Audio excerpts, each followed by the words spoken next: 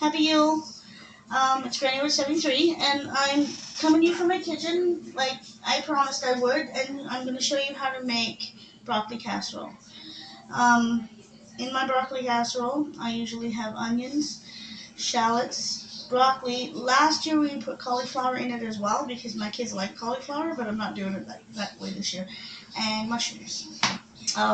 Also, I put in 3 different kinds of cream soup.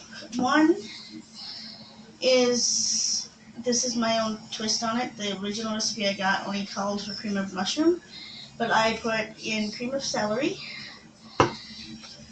cream of mushroom, and cream of chicken. I know, don't tell my daughter. She's vegetarian, and I know I shouldn't trick her like that, but you know, that's what the recipe was in last year, and everybody loved it. Also, oh jeez, 2 things of Philadelphia cream cheese, a block of old cheddar cheese, which is buried in here somewhere. Old cheddar.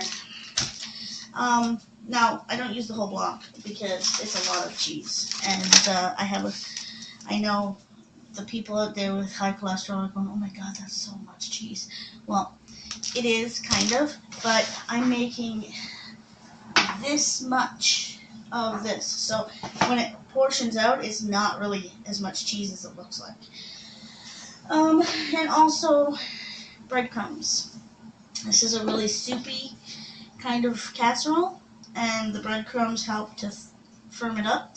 I put it in the casserole itself and on top. So when I'm baking it in the oven. So right now, I'll just show you what I'm doing here. You can see, right now, I am cooking the broccoli. See, all that broccoli. So that's all going in this pan with the mushrooms. And I'm also making some more cranberry sauce. My son really liked the Frankenberry sauce with lemon and stuff in it. With the chai tea bag, the chocolate chai tea. So he just watched my YouTube channel the other day and discovered that I had put the tea bag in with the ginger and all that. And he's going, you put tea in my cranberry sauce? So, yes, my dear, I put chocolate chai tea in your cranberry sauce, because in chai tea there's a lot of really good spices, and if you put it in with the tea bag, you can take it out and the spices don't hang around and get stronger, because when you put spices and stuff, if you leave them in, if it's like a cranberry sauce or any kind of sauce, the longer you leave the spices in, the more infused the sauce becomes. And sometimes the spices, depending on what you're using, can overpower the taste of the sauce. So I make, usually, if I'm putting in my own spices, I make a sachet, which is a little pouch, and I tie it up and I drop it into the mix as it's cooking. Because then it sucks out just enough of the spices, and then you just discard it after the cooking process is over. And in that regards, nobody's complaining, oh, there's too much of this and there's too much of that in it. You can just get the right amount of spices. And it took me a few years to get the spices right. If you're just learning to cook, and if you're just now starting to do a lot of this kind of stuff, and trying to do it as from scratch as you can, which is great. I do a lot of my cooking from scratch, and I find that 90% of what I cook goes over a lot better than if it was store-bought or canned or packaged, prepackaged. I try to use as fresh of vegetables as I can when I'm making a casserole or something like that. If the fresher your ingredients, and the better your ingredients, the better your dish will be. I can't stress that enough, because you get what you pay for, especially when cooking. If you get stuff that's crap, then that's exactly what your food is going to taste like. Now, I try to do vegetables in season. because if they're in season, they're fresher. They're not coming from a farm where they're greenhouse or they're frozen, or they're coming from like the United States and sitting at the border for a few days before it even reaches the grocery store. Same with eggs. I have a teacher at my school who has chickens, and we buy our eggs from him because his chickens are free range and it's all organic. So that's this part.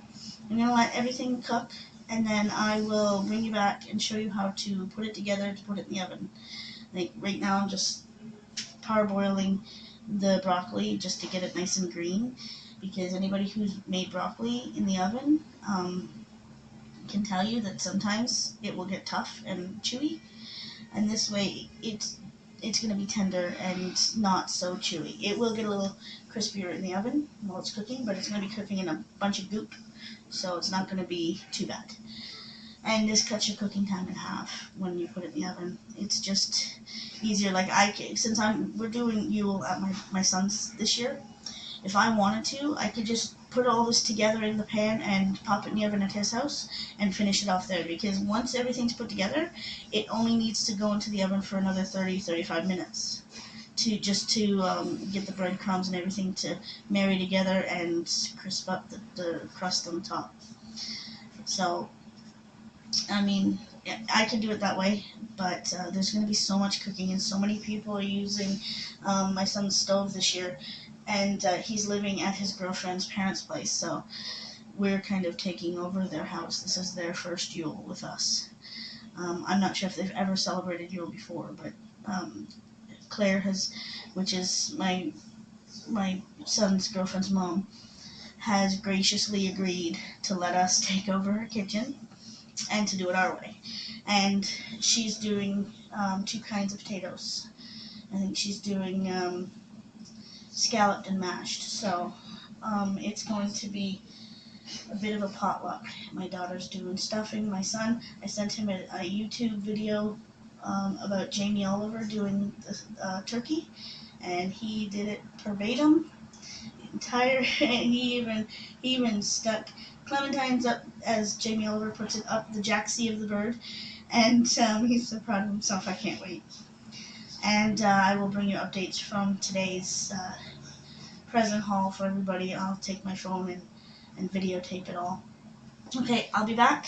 I'm just going to put this on pause and let everything cook, and then I will show you the rest. Okay? Hi, I'm back. And I'm going to show you a little cheat, because when you're putting in the cheese, and a lot of people will grate the whole thing that you're putting in, but in reality, you only have to grate the stuff that goes on top, really, because you're going to be putting the stuff that's in the middle all over. Nobody's really going to see it. It's not going to have to look pretty, so you can just crumble the cheese. Right now, I have got half of my block of old cheddar. I'd say maybe 3/4, a quarter, something like that. Anyways, I took the piece that I showed you and I cut it into 4.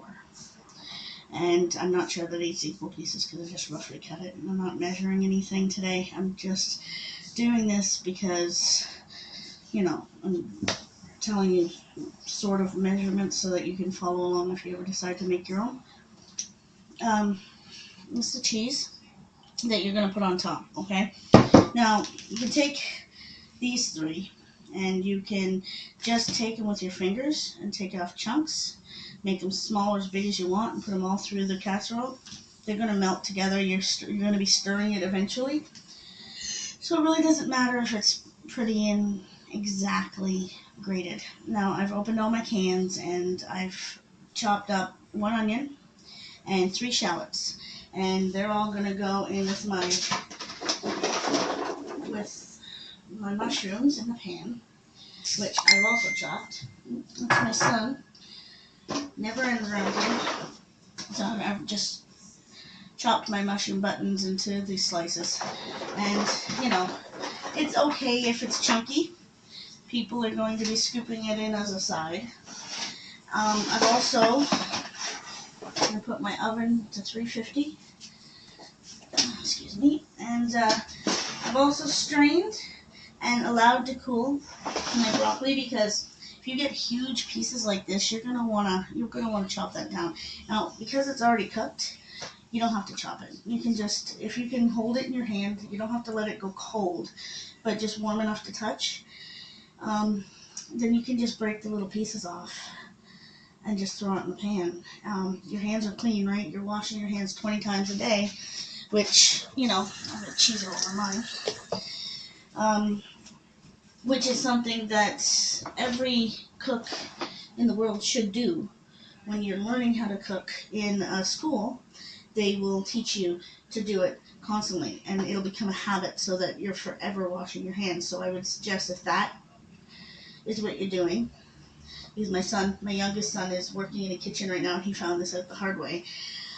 Get yourself a really, really good skin softener.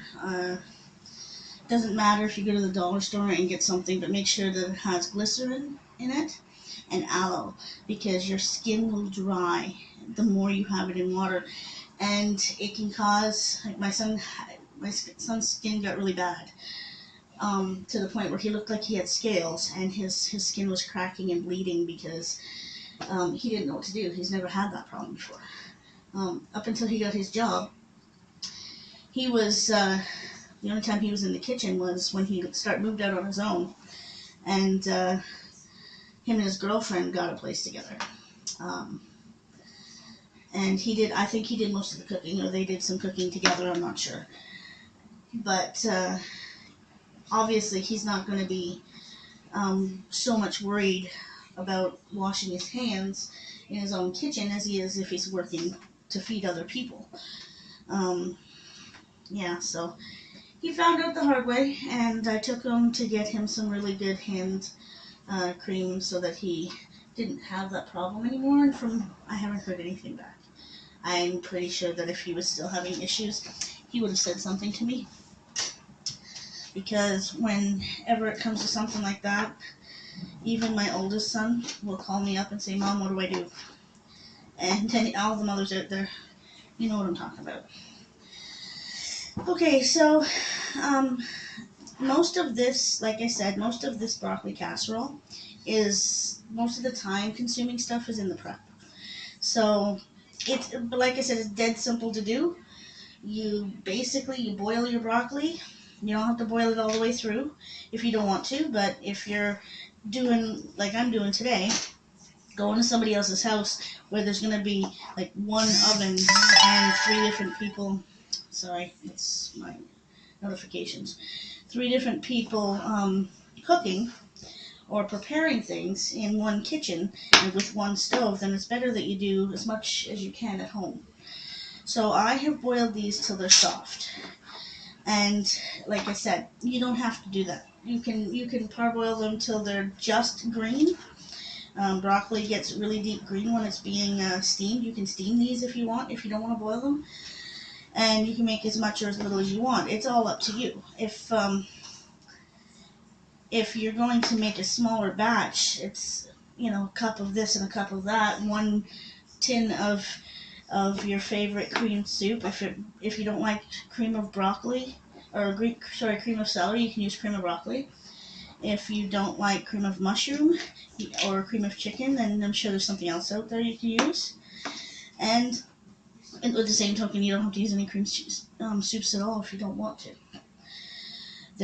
You can make your own cream, use some heavy cream and some cheese sauce, and make your own cheese sauce to go over this. It's a great recipe, and it's very versatile. And I'll tell you a secret for all those meat eaters out there. This is awesome if you have leftover turkey or chicken and you want to add it into the casserole for like another dinner, another day. It's awesome.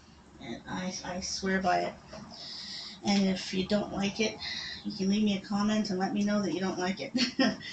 But I'm pretty sure, because even I've got kids in the family who don't like broccoli, and they love this. So, anyways, I'm going to continue to cut up my broccoli, and I'll come back with an update and show you what it all looks like put together in the pan. Okay?